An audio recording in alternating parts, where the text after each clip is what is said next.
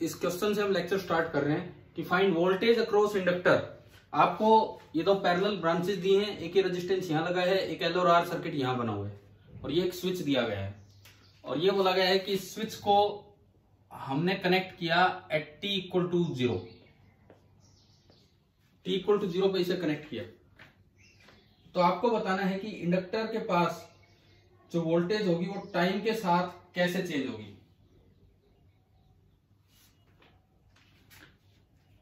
बताओ किस तरह से स्टार्टिंग करें हम इस क्वेश्चन की।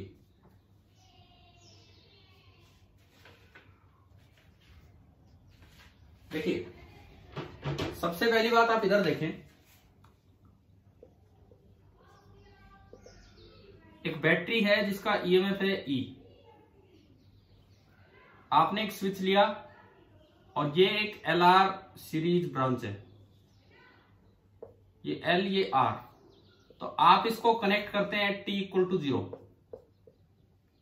तो किसी भी t टाइम पे जो करंट फ्लो करेगा, कल हमने उसकी इक्वेशन पढ़ी थी I naught into 1 minus e raise to power minus t by to.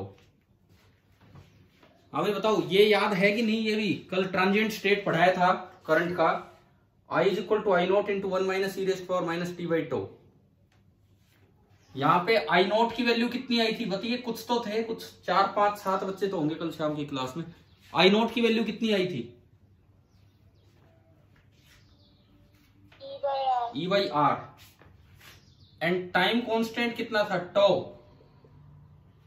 0.63 I naught. ना वो नहीं, एल और आर की टर्म्स में टाइम कांस्टेंट का क्या एक्सप्रेशन था?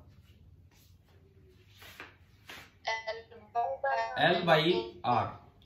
और किसी वक्त अगर आई करंट जा रहा है तो हमने ये पढ़ा था केवीएल लगाया जब कि रजिस्टर में तो वोल्टेज ड्रॉप होता है आई आर, इंडक्टर में वोल्टेज ड्रॉप होता है L d i by D T, है ना? याद होगा ये तो। इंडक्टर के पास जो पोटेंशियल डिफरेंस होता है, जो वोल्टेज होती है, that is L d i by D t. तो अगर मैं वोल्टेज अक्रॉस इंडक्टर लिखूं, voltage across inductor this is L into d by D T of i, और आई ये पूरा है i note into 1 minus e raised power minus t by tau. किसी भी समय वोल्टेज अक्रॉस इंडक्टर ये बनेगी। अब अगर मैं इसमें से आई नोट बाहर ले लूं, कांस्टेंट है वो, तो ये बना L into I naught D by D T of 1 कितना होगा? D by D T of 1, D by D T of 1 0 minus D by D T of e raise to power minus t by tau, ये आया।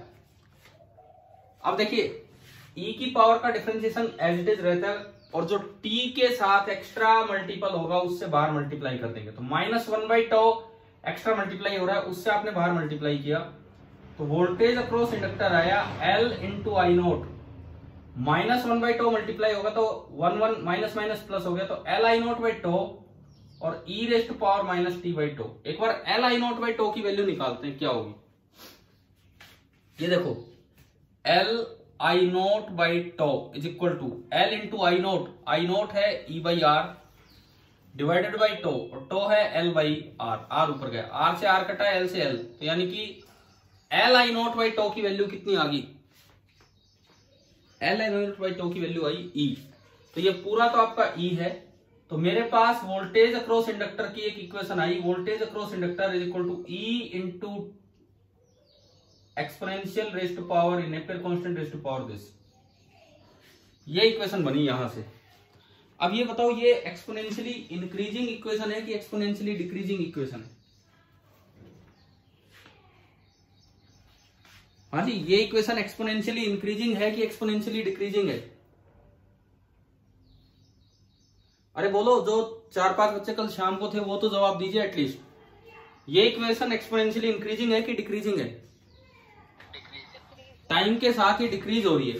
तो असल में अगर देखा जाए तो यहां पे मेरे पास दो एक्सप्रेशंस आ गए कि ऐसा कोई भी आरएल सर्किट होगा, ऐसा कोई भी आरएल सर्किट होगा तो करंट की वैल्यू होगी i not that is e by R into 1 minus e raised power minus t by tau, and voltage की एक्सप्रेशन इंडक्टर में से, इंडक्टर के अक्रॉस से लिख रहे हैं e into e raised power minus t by tau. Tau इस circuit का होता है L by are.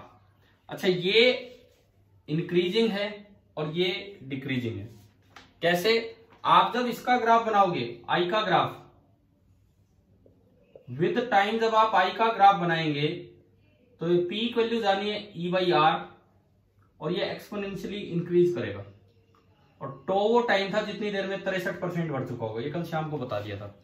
Voltage across inductor decreasing expression आ रहा है विद टाइम। t बराबर 0 इसमें रखो, t बराबर 0 पे VL कितना है? t बराबर 0 पे VL कितना आ रहा है?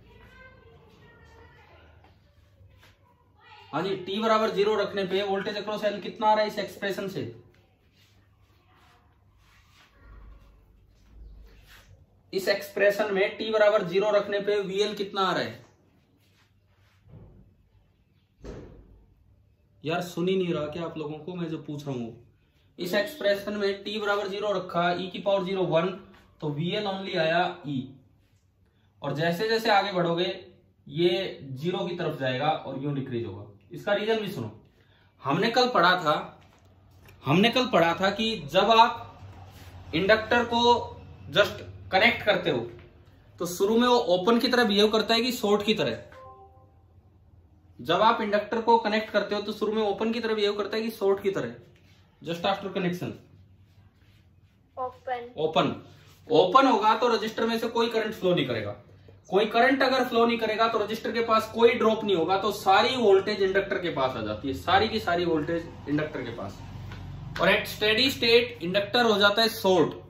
स्टेडी स्टेट पे इंडक्टर शॉर्ट हो जाता है, तो शॉर्ट हो गया तो इसका ये मतलब है कि उसको कनेक्टिंग वायर से दिखाना है, और कनेक्टिंग वायर से दिखाया तो उसके पास कोई पोटेंशियल डिफरेंस नहीं होगा, वो एज इट इज वहां पे चलता रहेगा। ठीक है, अब मैं आता हूं इस सवाल पे। यार मुझे अब भी ये समझ में नहीं आ रहा कि रात को 9 बजे भी क्या काम था आपको? क्या उस समय कोई क्लास थी या कुछ कहीं और बिजी हो जाते हो? गिनती के 10 बच्चे भी नहीं आते हैं क्लास में, क्या रीजन क्या है इस चीज का? जबकि आपको कल सुबह बता दिया गया था कि सुबह की क्लास कंप्लीट नहीं हो पाई तो शाम को होगी। 7 बजे मैं कहीं बिजी था किसी टेस्ट में, इसलिए मैंने आपकी क्लास थोड़ी लेट रखी थी। और आपकी 7 बजे क्लास खत्म ही होती है जस्ट केमिस्ट्री की, तो थोड़ा ब्रेक भी दे दिया था आपको। अब ये सोचो जो बच्चे कल नहीं थे आज अटेंड कर रहे ना। मैं रात को 12 बजे आपका वो वीडियो अपलोड करके फिर सोया हूं, लेकिन आप उसे देख ही नहीं रहे, सुबह भी नहीं देख रहे उठ के। और भगवान जाने अब भी देखेंगे कि नहीं, आज की क्लास के बाद भी कोई देखेगा नहीं देखेगा जिसने अटेंड नहीं की हो। देखो अब इस सवाल पे आ पाओ, मुझे बताना है वोल्टेज अक्रॉस L। इंडक्टर के पास वोल्टेज बतानी विद टाइम। यहां इसमें 2 सर्किट है, ये प्योरली रजिस्टिव है और वो RL सर्किट है, तो इसका कोई काम नहीं है। उसके अक्रॉस वोल्टेज लिखने में इसका कोई काम नहीं। ये एक प्योरली रजिस्टिव सर्किट है, आप इसको हटा सकते हो, हटाने की जरूरत नहीं, मैं वैसे छोड़ देता हूं। जैसे ही आप इसको कनेक्ट करेंगे इसमें तो फिक्स करंट जाएगा। जिस ब्रांच में केवल रेजिस्टेंस होती है उसमें फिक्स करंट जाएगा E बाई आर। बताओ इस ब्रांच में कितना करंट जाना है? इस ब्रांच में कितना करंट जाना है? 6 एम्पियर E बाई आर, ये तो फिक्स है। कनेक्ट करते ही 6 एम्पियर करंट यहां जाएगा। लेकिन LR सर्किट में जो करंट होगा वो बढ़ेगा। वो किस तरह से बढ़ेगा? I is equal to I note into 1 minus e raised power minus t by tau. इस ब्रांच का टो बताओ कितना है? इस ब्रांच का टाइम कांस्टेंट कितना है इस LR ब्रांच का? बोलो टाइम कांस्टेंट कितना है इस LR ब्रांच का? कितने सेकंड? भाई टाइम कांस्टेंट क्या होता है? L by R. L 400 milli यानी कि 10 की पावर माइनस 3 और अपॉन R 2। केवल इस ब्रांच का देखना हमें, तो this is 200 into 10 to power minus 3 यानी कि 0.2 और 2/10 यानी कि 1/5 सेकेंड। इस ब्रांच का जो टाइम कांस्टेंट है that is 1/5 second. I naught is E by R. इस ब्रांच को देखो आप, इस ब्रांच में E बाई आर यहां भी 12/2 6 आ रहा है, तो ये जो करंट इस ब्रांच में चलेगा वो होगा 6 into 1 minus e raised to power minus t by tau, और टो 1/5 होके ये ऊपर गया तो -5t। अगर कोई पूछे कि यहां से करंट कितना चलेगा, तो यहां से जो करंट चलेगा भाई केसीएल वो इन दोनों का सम होगा। तो ये जो करंट बैटरी में से चलेगा, एक तो 6 है, वो तो फिक्स है, एक तो 6 है वो तो परमानेंट फिक्स है, और दूसरा उसका +6 × 1 - e⁻⁻5t। ये पूछा नहीं था हमसे, लेकिन बैटरी में से क्या करंट जाएगा, क्या वो लिखना आ गया कि नहीं आपको, विद टाइम इतने एम्पियर करंट चलेगा। Yes, sir. ठीक है, बैटरी में से तो ये करंट गया। अब बात आती है कि इन्होंने हमसे पूछा वोल्टेज अक्रॉस इंडक्टर, तो डायरेक्ट ये एक्सप्रेशन है। तो voltage across inductor is equal to EMF. EMF कितना पहुंच रहा है उसके पास, कितनी वोल्टेज, 12 वोल्ट दिख रहा है आपको। तो 12 × e⁻⁻t/τ, टो 1/5 है, तो -5t वोल्ट। ये हो गया वोल्टेज अक्रॉस इंडक्टर। ये हो गया इस ब्रांच में से करंट। ट्रांजिएंट स्टेट पे मैं क्वेश्चन ले रहा हूं कि भाई बीच के किसी स्टेट पे पूछ लिया किसी टाइम पे, ये इसमें परमानेंट फिक्स है। ये टोटल करंट है जो बैटरी में से जा रहा होगा। अभी बताओ क्या ये आरएल सर्किट का ये वाला सवाल समझ में आया कि नहीं आया आप लोगों को? हाँ भाई बोलिए, क्लियर है कि नहीं? अरे जवाब दो, आरएल सर्किट का ये क्वेश्चन क्लियर है सभी को? Yes. अब जिसने, मैं फिर वो कहता हूं ये एक्सप्रेशन नहीं पढ़े, कल अटेंड नहीं की, फिर वो कैसे समझ रहा होगा कि क्या चल रहे हैं क्या नहीं।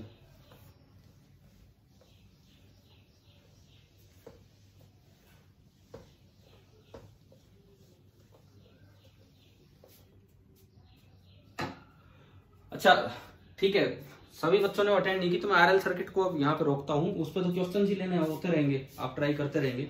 आरएल सर्किट मान के चलो कि हो गया हमारी तरफ से आरएल डीसी सर्किट। हम एक दो और सवाल ले लेते, बट अभी किसी ने अटेंड ही नहीं कर रखी क्लास, इसलिए हम नहीं ले पा रहे। आरएल डीसी सर्किट में हम आपको पढ़ा चुके हैं, और एक जो कंबाइन से रिजल्ट हो ये है कि किसी आरसी और आरएल सर्किट में just after connection capacitor short होता है, इंडक्टर ओपन होता है, and at steady state after a long time capacitor open हो जाता है और इंडक्टर शॉर्ट होता है। आरसी सर्किट में करंट एक्सपोनेंशियली डिक्रीज करता है, वोल्टेज एक्सपोनेंशियली इंक्रीज होती है। आरएल सर्किट में करंट एक्सपोनेंशियली इंक्रीज करता है और वोल्टेज एक्सपोनेंशियली डिक्रीज होती है। तो ये कुछ बातें आप कंपैरिजन के साथ याद रखें तो थोड़ा अच्छा रहेगा, उसमें क्वेश्चन से डायरेक्ट होंगे फिर उससे। अब मैं इस चैप्टर के दूसरे पार्ट पे चलता हूं। हमने हमारा जो चैप्टर स्टार्ट किया था that was electromagnetic induction.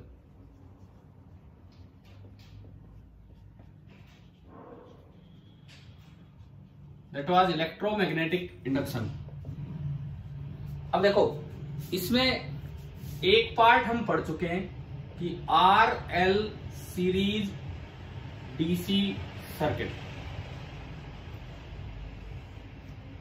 RL series DC circuit कैसे उसमें इंडक्टेंस का रोल है, इसको कंपेयर करके पढ़ा आरसी के साथ। अब दूसरा पार्ट इस चैप्टर का, दूसरा टॉपिक जो अब स्टार्ट कर रहे हैं that is magnetic flux. Magnetic flux, क्योंकि ईएमआई के रूल्स जो फैराडे ने दिए वो फ्लक्स की टर्म्स में दिए, तो वहां तक पहुंचने के लिए आपको EMI as a phenomena start करने से पहले मैग्नेटिक फ्लक्स क्या होता है ये अच्छे से जान लेना है। ये ऑलमोस्ट ऐसा ही है जैसे इलेक्ट्रिक फ्लक्स होता है, और आप इसको थोड़ा बहुत पढ़ चुके हो गॉस लॉ इन मैग्नेटिज्म के टाइम। हमने एक चीज पढ़ी थी क्या, गॉस लॉ इन मैग्नेटिज्म, पीछे चैप्टर में क्या थी उसकी स्टेटमेंट बताएंगे आप? गॉस लॉ इन मैग्नेटिज्म की स्टेटमेंट क्या थी, कोई भी बच्चा बोलिए।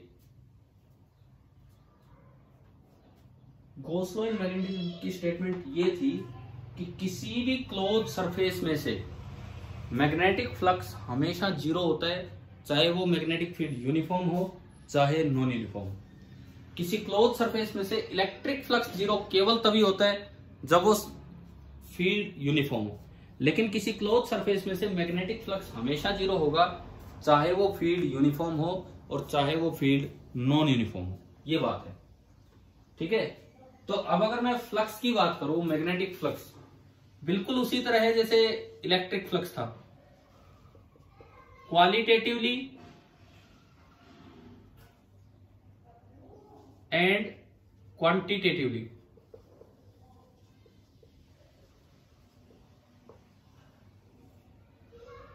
Qualitatively and quantitatively. क्वालिटेटिवली ये क्या बताता है? It represents the number of magnetic field lines crossing a surface. Number of magnetic field lines crossing a surface. और क्वांटिटेटिवली ये क्या बताता है? Quantitatively magnetic flux is surface integral of B. Surface integral of B, इसका symbol ये होता है double integral B dot DS, या ऐसे भी लिख देते हैं, सिंगल इंटीग्रल लिख दो लेकिन नीचे एस लिख दो, ये होता है सरफेस इंटीग्रल। और तीसरी बात, गॉस लॉ मैग्नेटोस्टैटिक्स का हमें ये कहता है कि अगर आप ये चीज क्लोज सरफेस पे निकालें तो ये हमेशा 0 होगा, वेदर बी इज यूनिफॉर्म और नॉट। तो कुल मिला के ये है आपका मैग्नेटिक फ्लक्स, जो मैंने आपको 3 रिजल्ट्स लिख के दिए हैं। क्वालिटेटिवली तो ये बताता है कि भाई फील्ड लाइन क्रॉस भी कर रही है कि नहीं। अगर फ्लक्स 0 है तो इसका मतलब कोई मैग्नेटिक फील्ड लाइन सरफेस को क्रॉस नहीं कर रही है, और फ्लक्स नॉन जीरो है तो इसका मतलब क्रॉस कर रही होगी। मैं ओपन सरफेस की बात कर रहा हूं। क्वांटिटेटिवली कोई भी आपने सरफेस बनाई कैसी भी, उसमें का एक छोटा सा पार्ट बनाया डीएस सरफेस के नॉर्मल, फिर वहां बी बनाया, बी कोई बाहर से कुछ भी होगा, बी डॉट डीएस करके और उसका इंटीग्रेशन कर दो पूरी सरफेस पे, तो ये फ्लक्स की डेफिनेशन है। एंड गॉस लॉ ये कहता है कि पूरी क्लोज सरफेस में से फ्लक्स 0 होगा। आप बताइए भाई, क्या यहां तक ये समझ में आ गया है कि नहीं? ठीक है। गॉस लॉ से पहले मैं इसमें एक चीज और बताता हूं जो हम इलेक्ट्रिक फ्लक्स में भी पढ़ा करते थे। If B has no spatial variation, अगर बी में पोजीशन के साथ कोई बदलाव नहीं हो रहा है, एंड सरफेस इज 2D, अगर बी में कोई स्पेशियल वेरिएशन नहीं हो रहा है और जो सरफेस है वो 2 डायमेंशनल है, देन आपको इंटीग्रेशन पे नहीं जाना होता था, वहां फ्लक्स लिखते थे E डॉट एस और यहां फ्लक्स लिखेंगे B डॉट एस। कुछ याद आ रहा है? ऐसा कुछ हमने पढ़ा हुआ है, ठीक है। देखिए, हम एक क्वेश्चन से शुरुआत करते हैं मैग्नेटिक फ्लक्स की।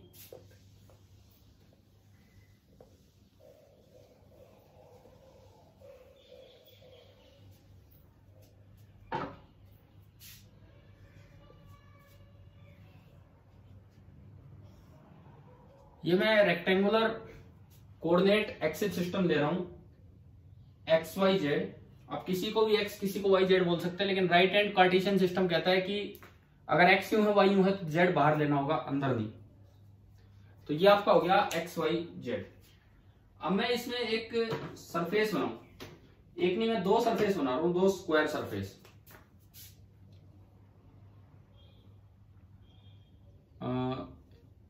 दो मैं स्क्वायर सरफेस बना रहा हूं,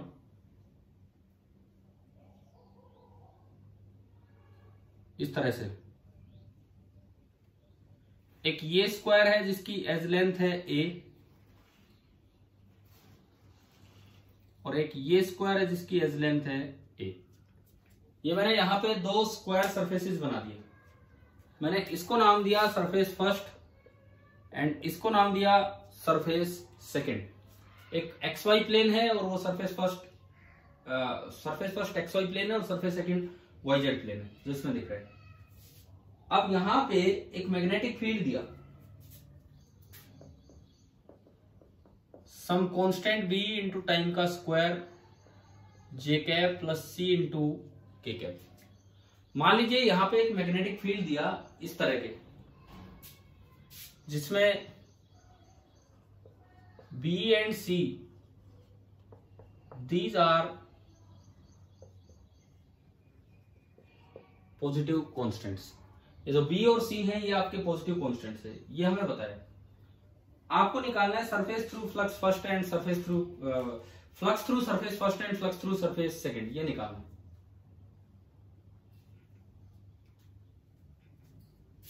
बताइए कैसे करें। Find flux through first surface and flux through second surface. Open है ये दोनों सरफेस। पहली बात, इंटीग्रेशन से करना पड़ेगा या डायरेक्ट बी डॉट एस से कर सकते हैं?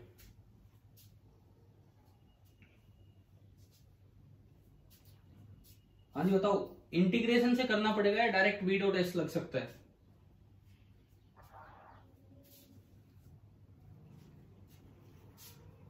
क्या सरफेस फर्स्ट में मैं बात करूं, क्या सरफेस फर्स्ट 2 डायमेंशनल है कि 3 डायमेंशनल है? सरफेस फर्स्ट 2 डायमेंशनल है कि 3 डायमेंशनल है? 2 डायमेंशनल। अब बी को देखो, क्या बी पोजीशन के साथ वेरी कर रहा है? देखो बी कांस्टेंट तो नहीं है, ये तो कांस्टेंट है, लेकिन ये कांस्टेंट नहीं, परंतु इसमें टेम्पोरल वेरिएशन है, टाइम के साथ वेरी कर रहे हैं। क्या ऐसा है क्या बी एक्स स्क्वायर या बी वाई स्क्वायर कुछ इस तरह का हो? तो अगर मैं इस बी को देखता हूं तो इस मैग्नेटिक फील्ड के अंदर नो स्पेशियल वेरिएशन, कोई पोजीशन के साथ वेरिएशन नहीं है, एंड सरफेस इज 2 डायमेंशनल। तो अब बताओ डायरेक्ट बी डॉट एस लगेगा या इंटीग्रेशन से जाना पड़ेगा? B dot S. तो देखो सरफेस फर्स्ट में से हम लिखते हैं 5 फर्स्ट। पहले मैंने बी लिखा, बी टी स्क्वायर जे cap plus c k cap. अब मैंने एरिया लिखा, फर्स्ट सरफेस का एरिया, इसका मैग्नीट्यूड तो है ए स्क्वायर और डायरेक्शन होती है परपेंडिकुलर, बाहर की तरफ परपेंडिकुलर मान लो, अंदर भी मान सकते, कोई फर्क नहीं पड़ता उससे। जेड बाहर है तो के कैप। तो बताओ फ्लक्स क्या हुआ, डॉट प्रोडक्ट क्या आएगा? जे को जे से, के को के से, कितना आया बताइए, बोलो क्या आ रहा है डॉट प्रोडक्ट?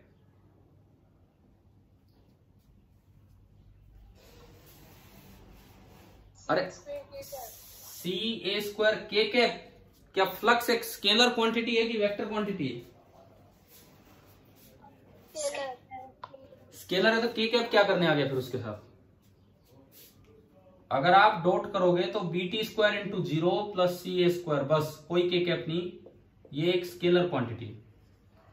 अब जो चीज हमें ऑब्जर्व करनी होगी ना इस चैप्टर में, जिसमें मैं आपको लेके पहुंच रहा हूं ईएमआई के लिए, जो चीज हमें ऑब्जर्व करनी होगी वो ये देखना होगा कि क्या ये फ्लक्स जो निकल के आया किसी भी सरफेस में से, ये टाइम के साथ चेंज हो रहा है कि नहीं। फाइनली ईएमआई कब होगा ये हम पढ़ेंगे आगे, लेकिन उसके लिए एक ऑब्जर्वेशन आपके पास होनी चाहिए कि क्या ये फ्लक्स, ये बताओ ये जो फ्लक्स आया क्या ये टाइम के साथ चेंज हो रहा है? No variation with respect to time.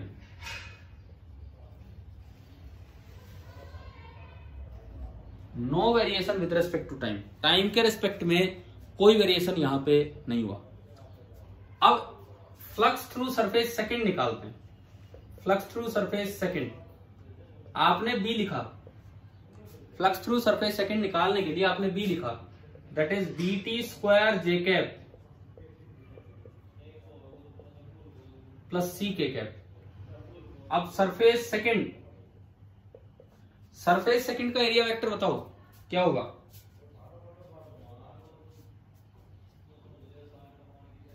A square जे हाँ, ए स्क्वायर जे कैप। अब बताओ फ्लक्स कितना है डॉट प्रोडक्ट करके? B t square A square, B t square A cap, यानी कि बी ए स्क्वायर इंटू टी स्क्वायर। अब ये और बताओ क्या ये टाइम के साथ वेरी कर रहा है कि नहीं कर रहा है? बिल्कुल कर रहा है। This is varying with respect to time, ये वेरी कर रहा है टाइम के साथ। अब इससे क्या होगा ये तो हम ईएमआई जब स्टार्ट करेंगे टॉपिक उसमें समझेंगे, लेकिन आपको एक चीज निकालनी आ रही है, फ्लक्स कैसे निकालना है किसी सरफेस में से, मैग्नेटिक फ्लक्स ये समझ में आना चाहिए, और फिर फाइनली ये देखना आना चाहिए कि क्या वो टाइम के साथ वेरिएशन फ्लक्स में आ रहा है कि नहीं। देखो जब बी से फ्लक्स निकाले तो बी में तो ये देखना है कि स्पेशल वेरिएशन है कि नहीं, अगर स्पेशल वेरिएशन होगा तो इंटीग्रेशन, और स्पेशल वेरिएशन नहीं है तो डायरेक्ट डॉट प्रोडक्ट। फिर जो फ्लक्स आ जाए अगर वो टाइम के साथ वेरी ना करे तो कोई ईएमआई नहीं होगा, इलेक्ट्रोमैग्नेटिक इंडक्शन, और अगर वो टाइम के साथ वेरी करे तो वहां पे ईएमआई होगा, इलेक्ट्रोमैग्नेटिक इंडक्शन। अब ईएमआई क्या होता है ये हम सीख रहे होंगे आगे, वैसे 10th में आया होता है आपको ना ये चीजें। अच्छा ये फ्लक्स में अभी हमने न्यूमेरिकल वैल्यूज यूज नहीं की, ए बी सी यही चीजें यूज की हैं। तो एक बार हम ये और देख लें कि फ्लक्स की यूनिट्स एंड डायमेंशंस क्या होंगे, उस पर चले हम, क्योंकि न्यूमेरिकल वैल्यू वाला क्वेश्चन आएगा तो वहां पे इन चीजों का यूज करना पड़ेगा आपको।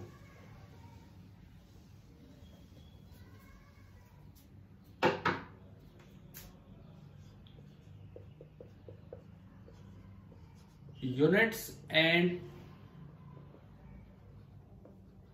Dimensions of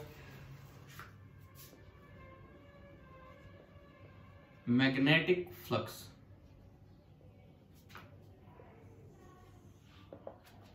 units and dimensions of magnetic flux, इस पे हम चले। देखिए सबसे पहली बात मैं फ्लक्स की डेफिनेशन यूज करूं तो फ्लक्स का जो सिंपल फॉर्मूला आ रहा है स्पेशल केस में, क्योंकि यूनिट एंड डायमेंशन तो वहां से निकल जाएंगे, that is B dot S, B और एस का मल्टीप्लीकेशन। तो अगर मैं यहां से इसकी एसआई यूनिट की बात करूं, एसआई यूनिट, बी की एसआई यूनिट क्या होती है बताओ, मैग्नेटिक फील्ड की, बी की एसआई यूनिट क्या होती है, टेस्ला। टेस्ला, और एरिया की मीटर स्क्वायर। तो एसआई यूनिट फ्लक्स की होती है टेस्ला मीटर स्क्वायर। उसे एक दूसरे साइंटिस्ट के नाम पे बोला गया weber, symbol capital W small b. देखो जैसे एरिया की यूनिट होती है न्यूटन पर मीटर स्क्वायर, लेकिन उसे बोल दिया गया पास्कल, एरिया की नहीं प्रेशर की, प्रेशर की होती है न्यूटन पर मीटर स्क्वायर लेकिन उसे बोल दिया गया पास्कल। ऐसे ही बी की यूनिट होती है टेस्ला मीटर स्क्वायर और उसे बोल दिया गया वेबर। यहां से एक चीज और समझो आप, 1 tesla metre square is 1 weber, it means 1 tesla is also equal to 1 weber per metre square. तो बी की ये यूनिट भी आपको क्वेश्चन में मिल सकती है कि magnetic field is 5 weber per metre square. और इससे एक और चीज समझ में आती है कि B is also called magnetic flux density. देखो बी को हम मैग्नेटिक फील्ड भी बोल देते हैं, मैग्नेटिक फील्ड स्ट्रेंथ भी बोल देते हैं, मैग्नेटिक फील्ड इंडक्शन भी बोल देते हैं। ये पुराना वर्ड था जो हमने यूज किया था, बताया था आपको, और शायद हो सकता है पिछले चैप्टर में ये नाम लिया हो या नहीं भी लिया हो, मुझे थोड़ा बहुत याद है कि शायद आपको बता भी दिया उस समय। इस बी का ही एक और नाम होता है magnetic flux per unit area, तो मैग्नेटिक फ्लक्स डेंसिटी। इस तरह से ये बताओ, ये वाला पॉइंट आ गया समझ में, ये क्या बताया मैंने यहां पे, ठीक है। अब बात करें दूसरी यूनिट की, सीजीएस यूनिट की। अगर मैं सीजीएस यूनिट की बात करूं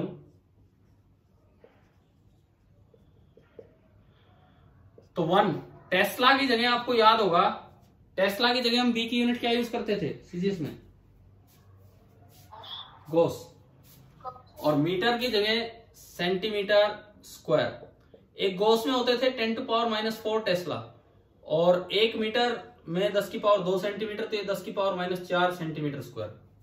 तो ये हो गया 10⁻⁸ टेस्ला, सॉरी मीटर स्क्वायर, ये मीटर में कन्वर्ट कर दिया मैंने, टेस्ला मीटर स्क्वायर। अब सुनो, गॉस सेंटीमीटर स्क्वायर को नए साइंटिस्ट का नाम दिया गया मैक्सवेल, क्योंकि साइंटिस्ट काफी थे जिन्होंने काफी खोज और ये सब बताया था, सबको कहीं ना कहीं यूज किया गया है इसमें नेमिंग में। तो इसको नाम दिया गया 1 मैक्सवेल। पूरा लिखें तो स्मॉल लेटर एम से स्टार्ट करें और सिंबल लिखें तो कैपिटल एम स्मॉल एक्स। और एक मैक्सवेल में 10⁻⁸ टेस्ला मीटर स्क्वायर को ऊपर आप क्या बोल के आ रहे हैं, वेबर। यानी कि सीजीएस यूनिट होती है मैक्सवेल, और एक मैक्सवेल में 10⁻⁸ वेबर होते हैं। और you can say 1 weber is equal to 10⁸ Maxwell.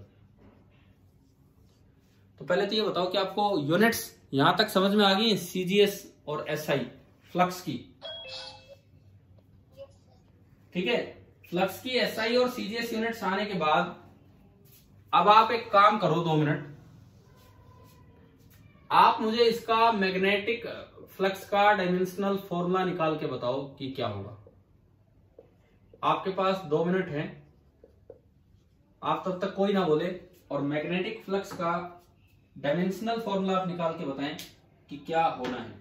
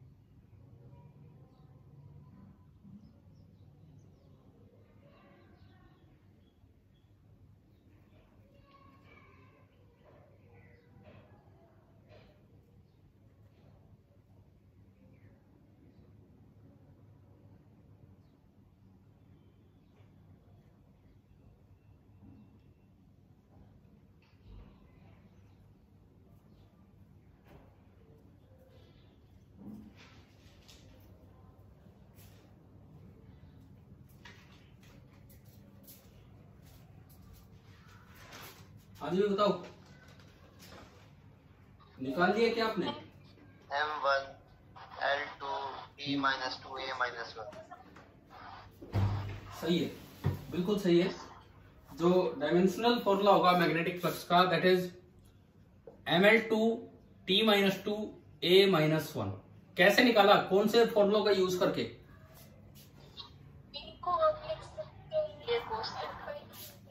देखो F बराबर था QVB, V स्पीड है, तो यहां से B हो गया F upon QV,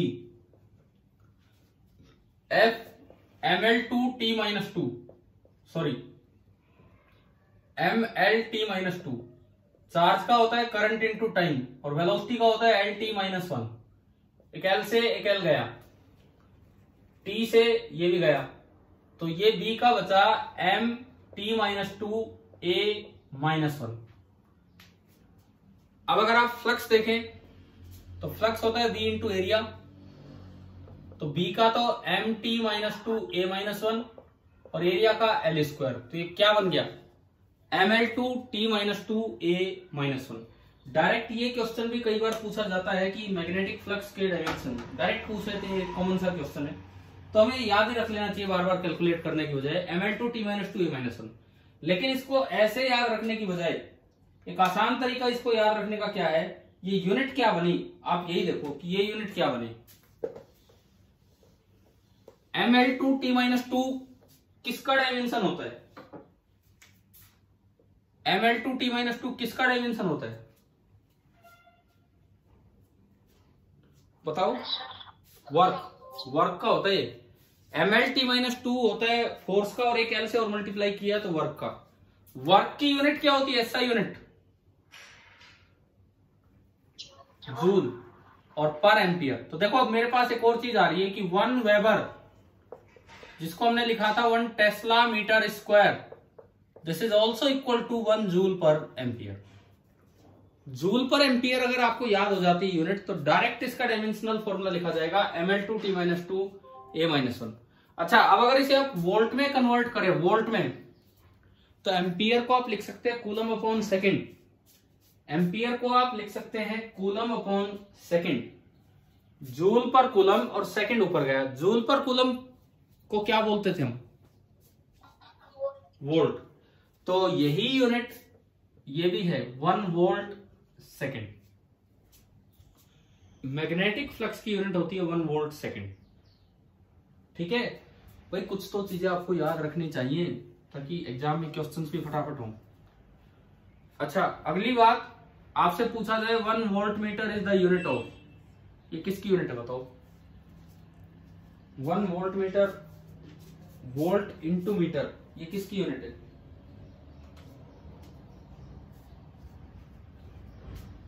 volt into metre किसकी यूनिट होती है? वोल्ट इंटू सेकेंड किसकी यूनिट है? Volt into second magnetic flux, तो वोल्ट इंटू मीटर होता है इलेक्ट्रिक फ्लक्स। कैसे? देखो, इलेक्ट्रिक फ्लक्स होता है ई डॉट एस। अब ई की यूनिट होती है वोल्ट पर मीटर वेद वाले फॉर्मूले से, और एरिया की यूनिट होती है मीटर स्क्वायर, तो 1 वोल्ट मीटर। यार ये maths the column type questions में ये चीजें पूछी जा सकती हैं। ऊपर 2 कॉलम बना दिए, नीचे 4 ऑप्शन दे रखे मैचिंग के, तो आपको याद रखना चाहिए। कुछ चीजें आप याद रखो जिससे क्वेश्चंस जल्दी हो। 1 volt second, volt second is the unit of magnetic flux. 1 volt metre, volt metre is the unit of electric flux. Volt per metre, volt per metre is the unit of electric field.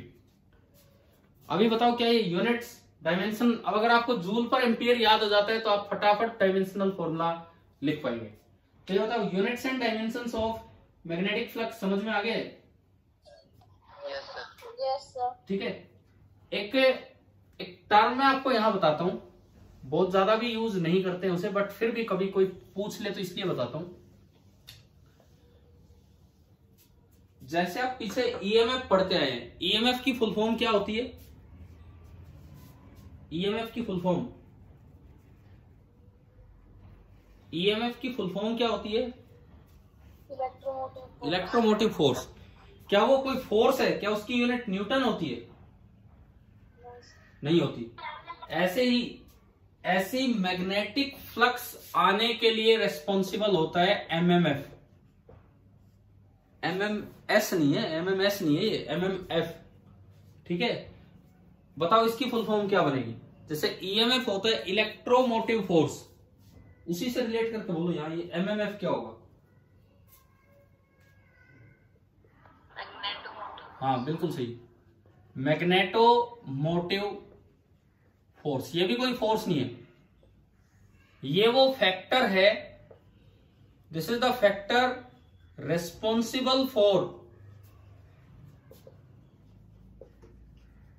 Producing magnetic flux.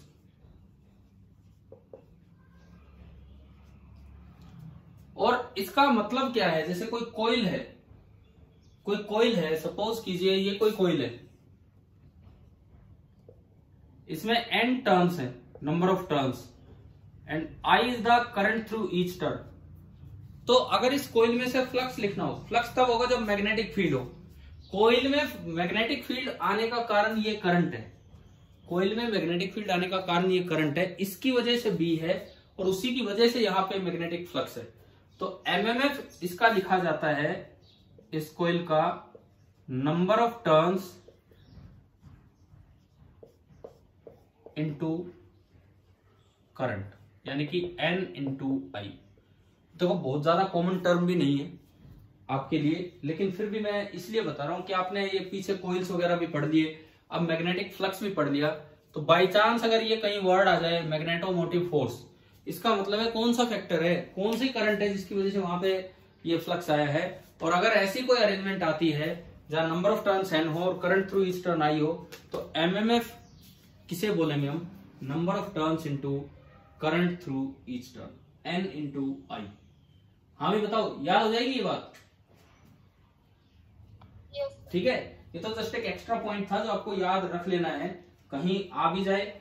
हो सकता है आज तक ना आया हो ये point, लेकिन ऐसा नहीं है कि नए पॉइंट आते ही नहीं है, क्वेश्चंस तो किन्हीं पे भी बन बन के आ सकते हैं आपके लिए। अच्छा अब देखो, अब मैंने कहा हम जो आगे ईएमआई स्टार्ट करेंगे उसमें हमें एक बात पे ध्यान देना होगा कि फ्लक्स टाइम के साथ चेंज हो रहा है कि नहीं हो रहा। अब फ्लक्स हम लिखते थे एक सरफेस के साथ, लेकिन अगर एक सिंगल वायर मूव कर रही हो तो उसके साथ फ्लक्स को कैसे रिलेट करते हैं, अब हम वो चीज समझेंगे। अब हम ये वाली चीज समझेंगे कि अगर एक सिंगल वायर मूव कर रही है तो उसके साथ फ्लक्स को कैसे रिलेट करना है। देखिए, magnetic flux associated with a moving wire,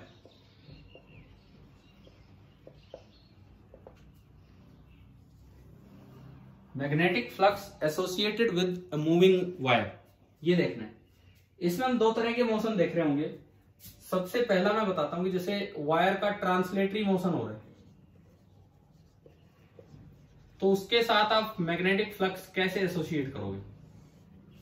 एक ट्रांसलेटरी मोशन हो रहा है एक वायर का, तो उसके साथ हम फ्लक्स कैसे एसोसिएट करें, ये देखते हैं। सपोज ये कोई रीजन है जिसमें मैग्नेटिक फील्ड है अंदर की तरफ B, and this is uniform, और एक स्ट्रेट वायर है जिसकी लेंथ है L, और ये आगे मूव कर रही है with a constant speed v। t बराबर 0 पे वायर यहां थी और ये आगे चल रही। तो आपसे पूछा जाए कि t टाइम में इसके साथ कितना फ्लक्स एसोसिएट हो गया है। मतलब मैं अगर ये लिखना चाहूं, magnetic flux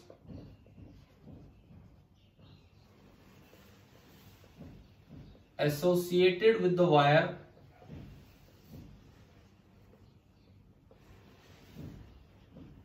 at time t, किसी t टाइम पे कितना मैग्नेटिक फ्लक्स एसोसिएट हुआ होगा, ये लिखना है। इसका मतलब सिंपली क्या है, इसका मतलब ये है, देखो जैसे वायर चलेगी, क्या ये फील्ड लाइंस को कट करते हुए चल रही है कि नहीं। फील्ड लाइन यूं है और वायर आगे जा रही है, क्या ये कट करते हुए जाएगी कि नहीं वायर फील्ड लाइंस को। तो इसका मतलब होगा क्वालिटेटिवली, इसका मतलब होगा number of magnetic field lines cut by the wire. 0 से t टाइम में वायर ने कितनी मैग्नेटिक फील्ड लाइंस को कट किया है, ये होता है मैग्नेटिक फ्लक्स। लेकिन असल में हम इसको लिखें कैसे, क्वालिटेटिवली इसको कैसे लिखें, तरीका देखो। t टाइम बाद वायर कहां कितना आगे जा चुकी होगी, अगर ये कांस्टेंट स्पीड से जा रही है तो कांस्टेंट स्पीड से गई तो वायर t टाइम बाद कहां पहुंच लेगी, बताओ कितना आगे, बताओ कितना आगे गई t टाइम में, ये लेंथ कितनी मूव कर गई। अगर v स्पीड से जा रही है t टाइम में कितना आगे चलेगी ये वायर, v इंटू टी। आप इस एरिया को देखो, इस एरिया को इसने स्वीप किया है, ये एक लूप की तरह आप देखो, लूप था नहीं लेकिन इसको आप एज्यूम कीजिए कि जैसे ये एक लूप है। कितना एरिया है इस रेक्टेंगल का, तो मैं अगर L इंटू वी टी, अब अगर आपको फ्लक्स लिखना है एट टाइम t, तो आप इसके साथ v डॉट एस कर दो। v का मैग्नीट्यूड v, एरिया है आपका LVT, और b और एरिया दोनों सेम डायरेक्शन में है। b अंदर है, एरिया सरफेस के परपेंडिकुलर होता है तो आप वो भी अंदर मान सकते हैं। b और एरिया दोनों सेम डायरेक्शन में है, cos 0 1। तो अगर मैं यहां से फ्लक्स लिखूं तो फ्लक्स आया BLV इंटू टी। तो मुझे एक सिंगल ट्रांसलेटिंग वायर से एसोसिएटेड फ्लक्स लिखना आ गया है। अब मैं फिर से एक लास्ट ऑब्जर्वेशन जो हर बार करते हैं हम, इसमें भी लास्ट काम इस टॉपिक में ट्रांसलेटरी मोशन वाले में, क्या ये फ्लक्स टाइम के साथ चेंज हो रहा है कि नहीं हो रहा है। नहीं। दोबारा पूछता हूं, आप ढंग से सोच के बताओ यार इसको देख के, क्या टाइम के साथ ये फ्लक्स चेंज हो रहा है कि नहीं हो रहा है। बिल्कुल हो रहा है, टी आ रहा है, ये डायरेक्टली प्रोपोर्शनल टी के, जैसे जैसे टाइम बढ़ेगा फ्लक्स बढ़ेगा, यानी कि this flux is varying with time. Time के साथ अगर फ्लक्स चेंज होगा तो वही हमारे काम का है इस चैप्टर में, EMI चैप्टर में वही पार्ट हमारे काम का है कि टाइम के साथ फ्लक्स चेंज हो भी रहा है कि नहीं हुआ है। चलो ट्रांसलेटरी मोशन के साथ फ्लक्स कैसे लिखना है, क्या ये समझ में आ गया कि नहीं। ये एज इट इज ये टॉपिक आगे EMI आती काम स्टार्ट होगा, मैं सीधा यहां से स्टार्ट कर दूंगा कि ट्रांसलेटरी मोशन का था BLV इंटू टी, तो आपको ये एक्सप्रेशंस भी याद रखने होंगे। अब दूसरा पार्ट हम देखते हैं, रोटेटरी मोशन।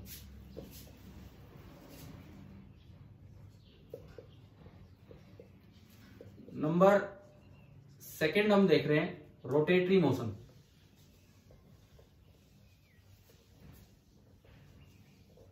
देखो मान लो फिर से एक मैग्नेटिक फील्ड लाइन अंदर की तरफ है, सेम इसी तरह का अरेंजमेंट,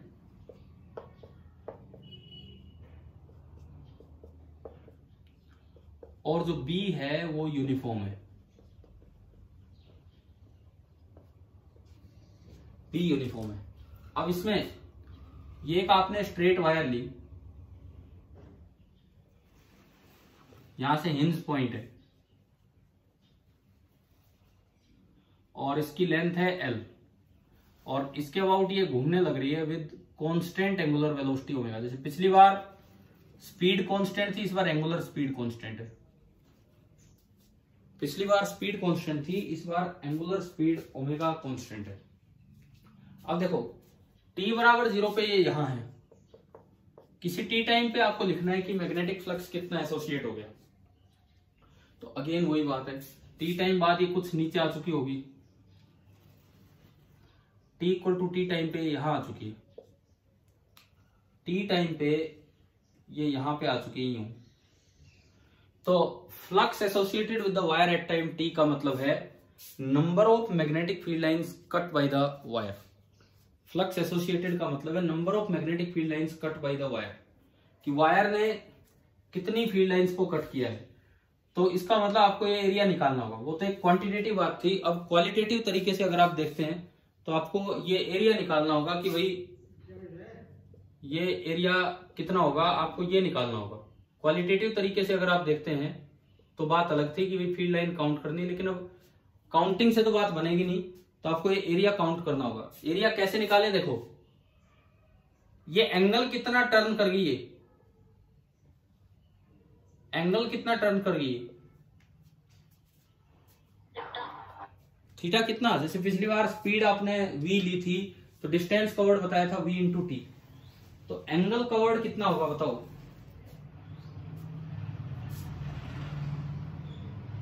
एंगल कवर्ड कितना होगा, जैसे डिस्टेंस कवर्ड होती है स्पीड इनटू टाइम, ऐसे ओमेगा कांस्टेंट हो तो एंगल रोटेटेड होगा angular speed into time. Angular speed है ओमेगा, तो जो थीटा आपका बनेगा, theta this will be equal to omega into t. Theta आपका होगा ओमेगा इंटू टी।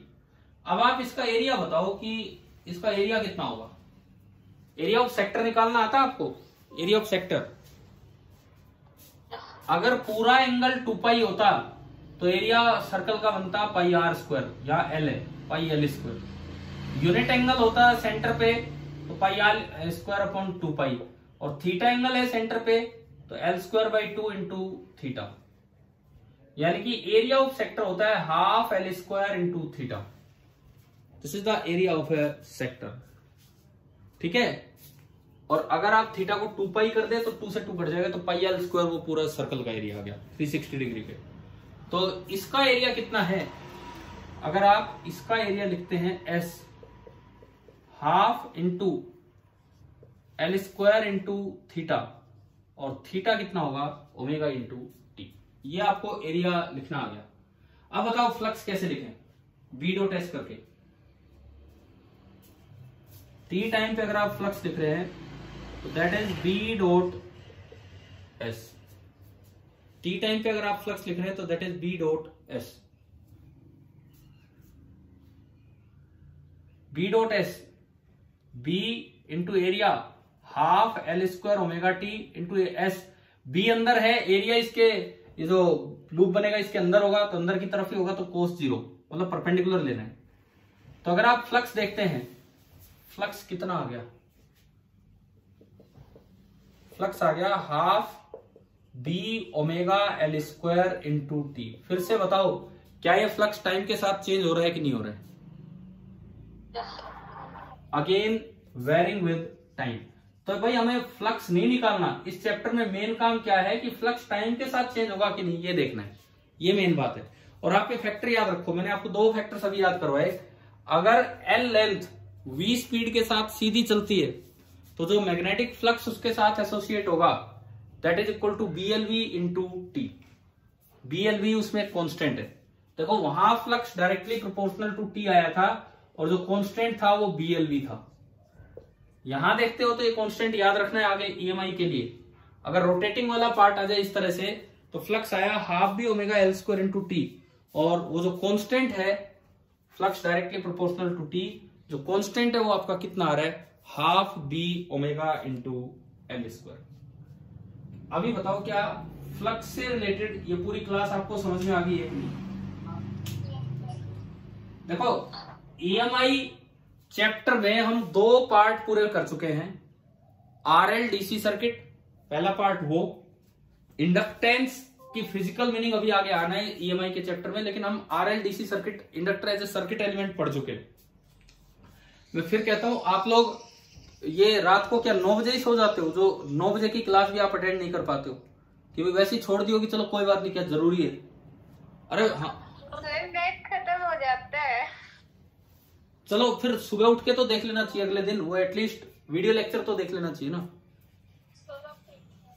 ठीक है। लेकिन अब जरूर करना आरएल सर्किट। दूसरी बात मैग्नेटिक फ्लक्स, 2 पार्ट हम कर चुके हैं, और अब जो सीधा नेक्स्ट पार्ट आएगा वो एक्सपेरिमेंटल स्टडी ऑफ ईएमआई आएगी, कि ईएमआई कैसे फैराडे और हेनरी के एक्सपेरिमेंट से डिस्कवर हुआ। और क्यों हमने फ्लक्स पहले पढ़ा, क्योंकि फ्लक्स का यूज है उन रूल्स में जो फैराडे और इन लोगों ने बना के दिए, ठीक है। चलिए ठीक है, फिर आगे अगली क्लास में करते हैं। Thank you.